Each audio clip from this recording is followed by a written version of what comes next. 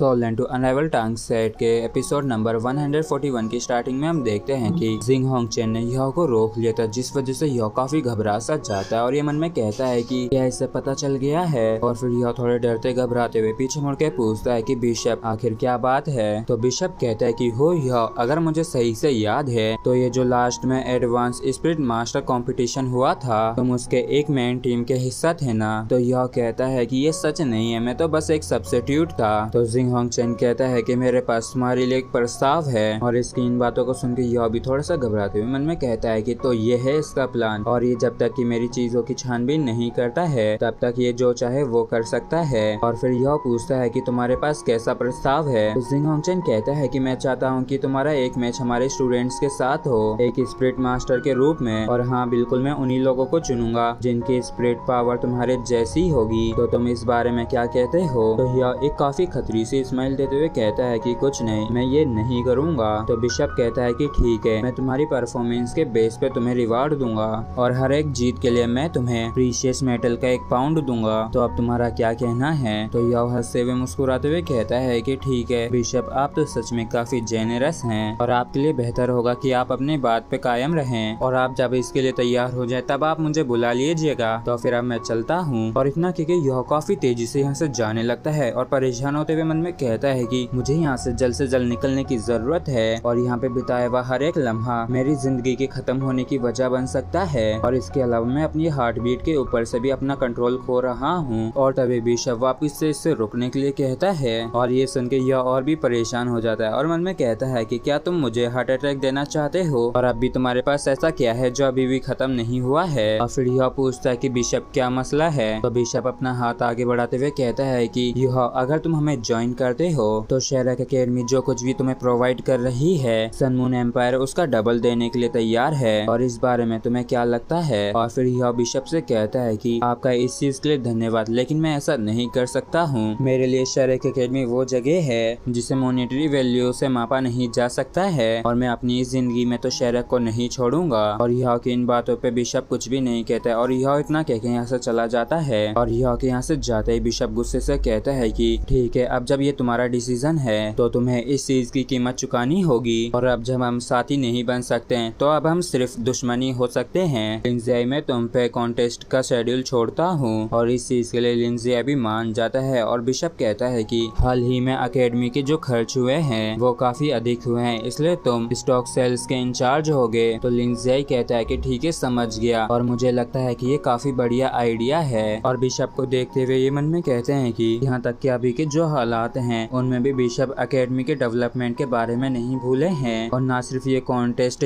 Student के attention को divert करेगा बल्कि स्टूडेंट्स की जो अवेयरनेस है सेल्फ डिफेंस को लेके वो भी बढ़ेगी, और इससे ये एक साथ ही कई टास्कों को पूरा कर सकेंगे। और फिर हमें sun moon empire royal academy dome का सीन दिखाया जाता है जहाँ पे याओ अपनी सारी कहानी बताते हुए कहता है कि बस इतना ही हुआ। तो सही तो कहता है कि जूनियर, तुमने मुझे और टीचर को काफी चिंता में डाला है जो तुम इतने दिनों तक छिपे रहे हो। तो याओ कहता है कि मुझे कोई आइडिया नहीं है कि मैं अनकॉन्शियस कैसे हो गया था, और मुझे लग ही रहा था कि आप लोग मेरे लिए परेशान होंगे। और फानियो कहते हैं कि वैसे तो यहाँ तक कि बॉडी सेट का जो अटैक था वो अनएक्सपेक्टेड था, लेकिन किस्मत से हम सभी ही ठीक हैं। और इस तरह याओ मन में कहता है कि मैंने इन लोगों को एक्सपेरिमेंट नंबर 1 और स्नो एम्परर के बारे में नहीं बताया है, क्योंकि ये चीज काफी ज्यादा इम्पोर्टेंट है और यहाँ पे बताना सुरक्षित नहीं होगा, इसलिए हम जो एक बार इस शेरक एकेडमी लौट जाएं तो मैं इन सभी को ही सब कुछ बता दूंगा। और तभी फानियो कहता है कि याओ, इस बारी जो ये कॉन्फ्लिक्ट हुई है इस बारे में तुम्हें क्या लगता है। और इस चीज को सुन के याओ मन में कहता है कि लगता है कि टीचर मुझे टेस्ट करने की कोशिश कर रहे हैं। और फिर याओ कहता है कि वैसे तो बॉडी सेट हमले के दौरान काले लिबास में था, लेकिन उन्होंने जानबूझकर अपनी प्रेजेंस को छिपाने की कोशिश नहीं की, शायद ऐसा इसलिए क्योंकि वो अपना नाम फैलाने की कोशिश कर रहे हैं। और इसकी वजह हम ये मान सकते हैं कि वो काफी लंबे समय से सामने नहीं आए हैं। और इसका जो दूसरा कारण है वो ये है कि वो 1 lakh year old spirit beast fetus के पीछे थे, जिसकी कीमत करीब 100 मिलियन गोल्ड कॉइंस की थी। हालांकि इन्होंने जो इतने बड़े अमाउंट में इतना ज्यादा पैसा दिया जिस वजह से सभी लोगों ने सन मून एम्पायर के ऊपर फोकस किया, और तो और ये स्पिरिट एम्पायर और सन मून एम्पायर के बीच में जो गठबंधन है उससे भी शायद रिलेटेड होगा। और फिर फानियो कहते हैं कि जिंग होंग चेन ने ये जो कॉन्टेस्ट अरेंज किया है इस पे तुम्हारा क्या नजरिया है। तो याओ कहता है कि मुझे जिंग होंग चेन तारीफ के काबिल लगता है, क्योंकि अभी की ये जो खराब खराब हालात हैं तो वो अब भी इसमें शांत और संयमित रह पा रहा है। और न सिर्फ इससे स्टूडेंट्स का अटेंशन डाइवर्ट होगा बल्कि स्टूडेंट्स को स्पिरिट मास्टर के खिलाफ लड़ने के महत्व को पहचानने में मदद करेगी। और आप लोग ऐसा भी कह सकते हैं कि वो मुझे इस चीज के लिए इस्तेमाल कर रहे हैं। तो सही तो कहता है कि क्या बात है जूनियर, तुम्हारे सारे एनालिसिस एकदम पॉइंट पे हैं। तो फानियो कहते हैं कि यो तुम बिल्कुल सही हो, कॉन्टेस्ट के लिए गुड लक। और इस चीज के लिए यो थैंक यू कहता है। जिसके बाद हमें अगले दिन का सीन दिखाया जाता है जहाँ पे इस कॉन्टेस्ट को लेके चारों तरफ खबर फैल गई होती है और काफी सारे लोग भी आए हुए होते हैं और ये बातें करते हुए कहते हैं कि क्या ये battle spirit master exchange student के खिलाफ होने वाली है। मतलब कि जो एक्सचेंज स्टूडेंट होंगे उनका मैच हम जैसे स्पिरिट डिवाइस मास्टर्स के खिलाफ होगा और इन मैचों को हर एक स्टूडेंट को ऑब्जर्व करना जरूरी है। और रजिस्ट्रेशन की जो रिक्वायरमेंट है वो लेवल 4 से लेवल 6 के स्पिरिट डिवाइस मास्टर्स के बीच की है। और विजेता को रिवॉर्ड में 1 लाख गोल्ड कॉइंस दिए जाएंगे और तो और बिशप के द्वारा पर्सनली बनाया गया एक स्पिरिट डिवाइस भी दिया जाएगा।